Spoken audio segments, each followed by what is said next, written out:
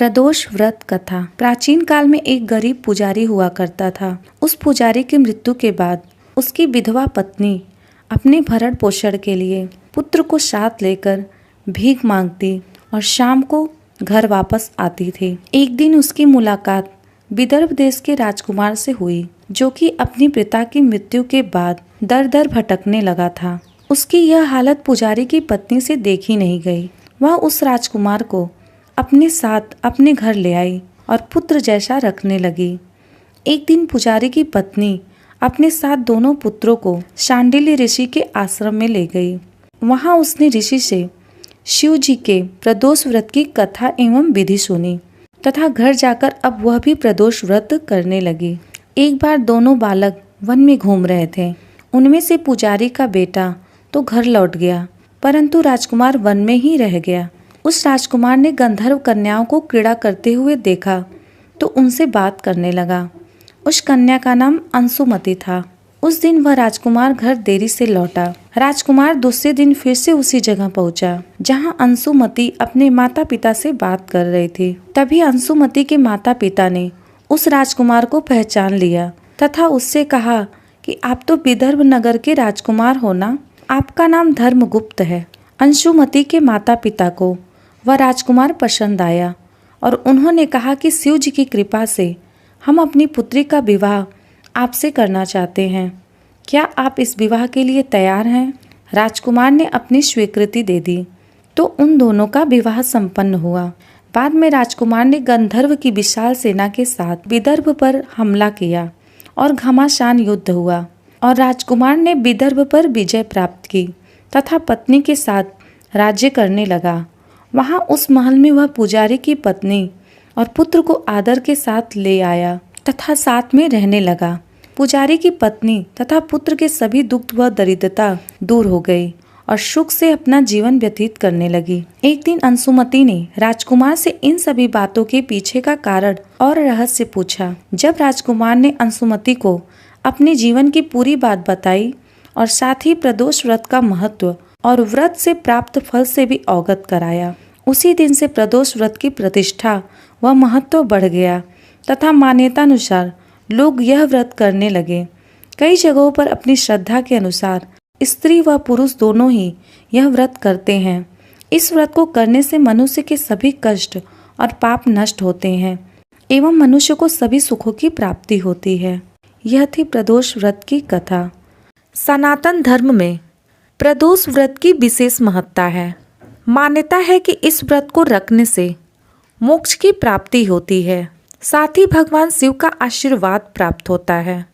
मान्यता यह भी है कि अविवाहित लोग भी एक अच्छा जीवन साथी पाने के लिए इस व्रत को करते हैं। तो आइए इस वीडियो के माध्यम से जानते हैं प्रदोष व्रत क्या है और इस व्रत के नियम, व्रत कथा और महत्व को विस्तार से। सबसे पहले प्रदोष व्रत के महत्व को जान लेते हैं। प्रदोष व्रत सभी शिव भक्तों के लिए बहुत ही महत्वपूर्ण है। इस दिन लोग भगवान महादेव के प्रति अपने समर्पण को व्यक्त करने के लिए व्रत और पूजा पाठ करते हैं। भगवान शिव को समर्पित प्रदोष व्रत पुण्य कमाने के द्वार खोल देता है। प्रदोष व्रत करने से जीवन में सभी नकारात्मकता खत्म होती है और साथ ही भगवान भोलेनाथ के आशीर्वाद से घर में सुख समृद्धि आती है। प्रदोष व्रत प्रत्येक महीने में 2 बार आता है, यानी एक बार शुक्ल पक्ष में और दूसरी बार कृष्ण पक्ष में। दर्शकों, आइए जानते हैं प्रदोष व्रत के नियम क्या है और इस दिन किन किन बातों का खास ध्यान रखना चाहिए। प्रदोष व्रत के नियम। इस दिन व्रत करने वाले को केवल सात्विक भोजन ही ग्रहण करना चाहिए। मान्यता है कि प्रदोष काल में उपवास में सिर्फ हरे मूंग का सेवन करना चाहिए। कहा जाता है कि हरा मूंग पृथ्वी तत्व है और मंदाग्नि को शांत रखता है। इस व्रत में लाल मिर्च, अन्न, चावल और सादा नमक नहीं खाना चाहिए। इस दिन किसी गरीब या जरूरतमंद व्यक्ति को दान देने से भी पुण्य मिलता है। साथ ही प्रदोष व्रत के दिन क्रोध और विवाद करने से बचना चाहिए। प्रदोष व्रत की पूजा विधि। प्रदोष व्रत भगवान शिव और माता को समर्पित एक महत्वपूर्ण व्रत है। इस पूजा को प्रदोष काल में ही की जाती है।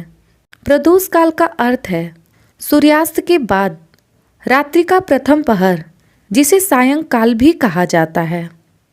इस दिन ब्रह्म मुहूर्त में उठकर शिव जी का स्मरण कर व्रत का संकल्प ले।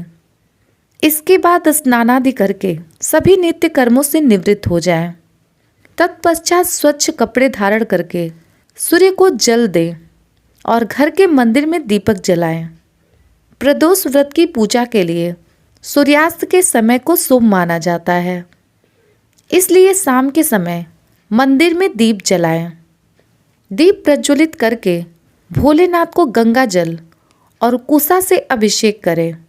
अगर आपको कुसा नहीं मिलती है तो आप दूध का उपयोग भी कर सकते हैं। इसके बाद उनके चरणों में पुष्प, फल, अक्षत, भांग, धतूरा, दूध, दही, घी, शहद, चंदन, रोली, तुलसी दल, बेलपत्र और पंचामृत अर्पित करें और शिव चालीसा पढ़ें। साथ ही महामृत्युंजय मंत्र का 108 बार जाप भी कर सकते हैं। साथ ही प्रदोष व्रत कथा सुने, आरती के साथ पूजा का समापन करें और भगवान शिव, देवी पार्वती समेत नंदी, कार्तिकेय, गणेश और नाग देवता की पूजा करें। विधि विधान के साथ पूजा करने के बाद फलहार का सेवन करें, फिर अगले दिन व्रत का पारण करें। दर्शकों, यह थी सोम प्रदोष व्रत की कथा। पूजा विधि नियम। वीडियो पसंद आई हो तो कमेंट में हर हर महादेव जरूर लिखें। ऐसे ही वीडियो देखने के लिए इस चैनल को सब्सक्राइब करें। इस चैनल पर एकादशी व्रत की कथा, प्रदोष व्रत की कथा, वर्ष भर में पड़ने वाले सभी व्रत त्योहार की तिथि एवं कथा की वीडियो प्राप्त होती है। धन्यवाद।